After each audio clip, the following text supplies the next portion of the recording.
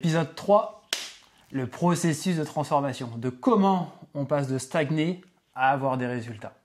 Sans baguette magique, hein. Non, il y en a pas tout ça. On a parlé du grand déclic et pour ma part, le processus, c'est aussi une succession de petits déclics. On a vu que dans les 10 ans, on a vécu des choses. Je suis devenue maman, j'ai eu 40 ans, etc., etc.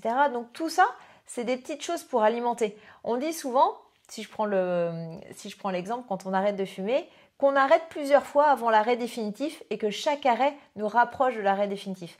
Eh bien, je le vois un petit peu comme ça. C'est pas un petit déclic en fonction de ce qu'on vit, au moment où on le vit, de ce qu'on a envie, et il faut être OK avec ça, qui nous amène à entamer ce fameux processus en fait. Exactement. Et ce qui nous a permis de passer certains caps, c'est de comprendre comment le corps fonctionnait. Donc, on a mis une méthodologie aujourd'hui qui est du coup en place, c'est comprendre le métabolisme de base, comprendre que l'intérêt de l'exercice physique, comprendre l'impact de l'alimentation, donc les calories, les macronutriments, et aussi l'impact de vivre au quotidien de ce qui va être se déplacer, marcher, travailler, tous ces points-là. Et c'est ce qui nous a permis d'avoir vraiment quelque chose de très structuré et qui nous a apporté des super résultats. Donc pour moi, du coup, ça fait moins 31 kilos. Pour toi, ça fait moins 14. Ça avait vraiment été ça. Donc le métabolisme de base, le NEAT, donc le Non-Activity Entrainment Training, le HIIT, donc c'est-à-dire l'exercice physique, et ce qu'on appelle le TEF, c'est le Thermogenesis Effect Food, donc c'est l'effet des aliments que peuvent avoir sur le corps. Et quand on avait compris tout ça, c'est ce qui avait apporté vraiment des gros résultats. Qu'est-ce qui parle bien, hein. Pour vous dire, pour ces 10 dernières années, mais on s'est formé, on a appris. Chris, surtout, a énormément investi de temps à l'apprentissage et aux connaissances qu'il m'a partagé. Je pense qu'aujourd'hui, on peut dire qu'on est devenus des experts dans l'accompagnement, dans la nutrition. Et tout ce qu'il vient de dire avec ces termes bien précis, eh bien, il a su me les transmettre. Et c'est toute la clé du processus. J'ai pu connaître ce dont j'avais besoin en fonction de mes journées. En fonction de mon morphotype aussi, ça je l'ignorais. On m'avait toujours dit que j'étais d'une famille avec des hanches, etc., etc. Mais je n'avais pas plus approfondi que ça. Alors que mon histoire, la génétique, etc., etc., ça en fait énormément partie. Et accepter qu'il y a des jours où j'ai plus besoin, d'autres moins besoin, qu'en fonction de l'activité forcément physique, on dépense plus ou moins de calories. Moi, ce qui était compliqué pour moi, c'est de ne pas avoir la même assiette que lui. Je ne sais pas si ça vous est déjà arrivé, je suis gourmande. Donc forcément, quand je vois quelqu'un où c'est large et que ouais, moi aussi je reprendrais bien un petit peu de ça, mais non, je ne peux pas. Mais en fait, aujourd'hui, j'ai compris que je mange en fonction de mes besoins. Et de tes dépenses. Et de mes dépenses. Et non pas en fonction de ce que j'ai préconçu dans ma tête. Je suis plus du tout regardante sur son assiette parce que mon assiette, elle me ravit mais pleinement. J'ai pas faim, je suis pas frustrée, je mange de tout. Et ça, c'était vraiment important pour moi de pouvoir élaborer un programme qui est le mien, qui n'est pas forcément le tien ou pas celui d'une autre personne en fonction de mes goûts et de mes plaisirs. Exactement. Et ça a été toi, tu as eu une phase de stagnation et ça a été un gros déclic de comprendre qu'on ne pouvait pas avoir la même assiette. Et on pouvait voir les mêmes résultats. C'était une période où je m'entraînais quand même beaucoup. Je faisais plus de sport même qu'aujourd'hui. Je mangeais du coup plus. Et du coup, toi, tu travaillais un peu plus sur certains aspects. Et donc, du coup, on ne pouvait pas manger la même chose. Mais à l'époque, j'étais aussi plus restrictive. Ouais. Je n'osais pas forcément mettre dans mon assiette. Là, j'ai appris à, ok, il a fallu que je pèse un petit peu ce que je mangeais pour me rendre compte. Pour me rendre compte aussi que souvent, j'en mettais pas suffisamment.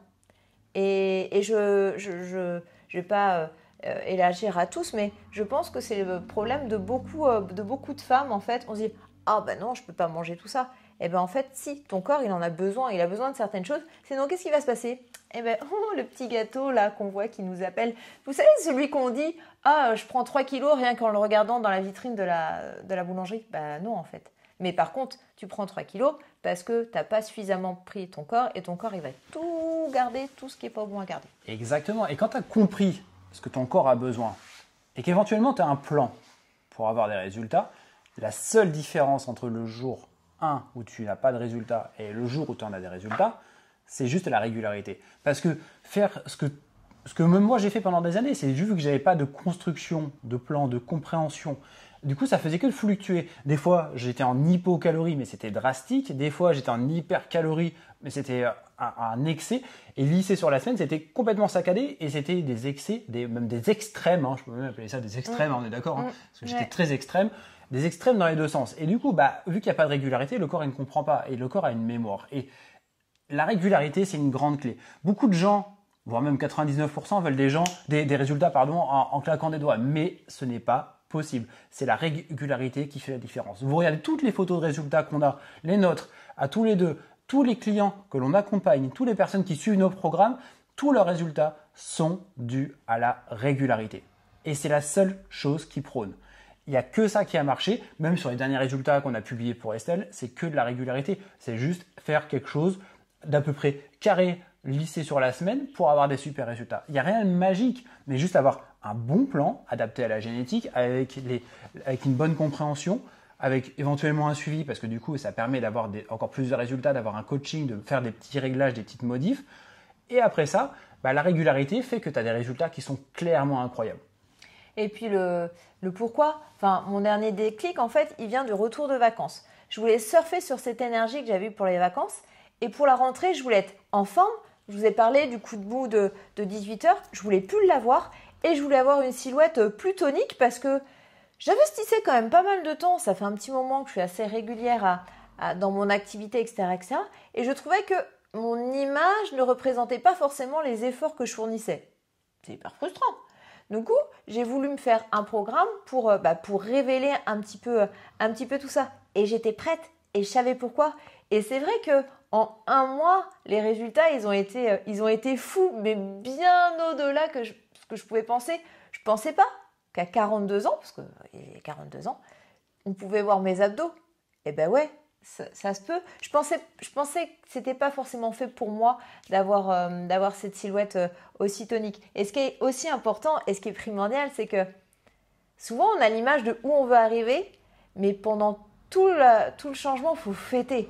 Il faut fêter l'aiguille, entre guillemets, parce qu'on a des balances analogiques, mais les 42 changements. ans, ils sont là.